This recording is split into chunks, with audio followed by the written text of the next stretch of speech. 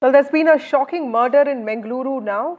A man has been killed in a sword attack in Bengaluru in Karnataka. One person has been killed and another person has been injured is what we know. And all of this has happened in Bantwal in Dakshin Kannada district.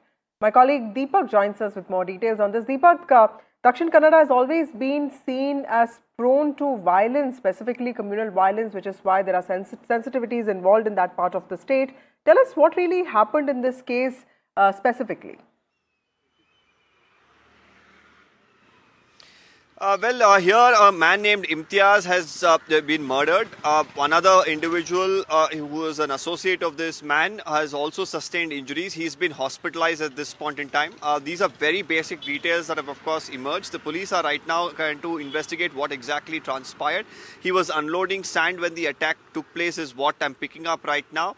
Now, like you did mention, Mangaluru, Dakshina Kannada, Udupi, overall the coastal belt of Karnataka has been infamous for communal murders in the past.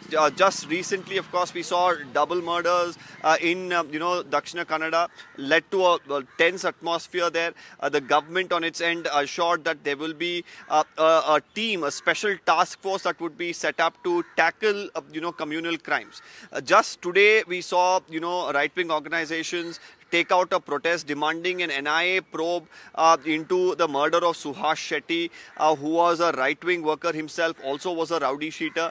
But right now, as we look at this particular murder that has happened, there is no information that suggests that this could be communal in nature.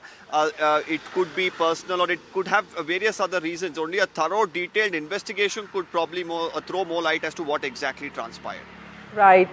Thank you, Deepak, for joining us with those details. Murder in Mangalore now, and of course, the investigation is on to understand what really happened and what was the cause for this murder.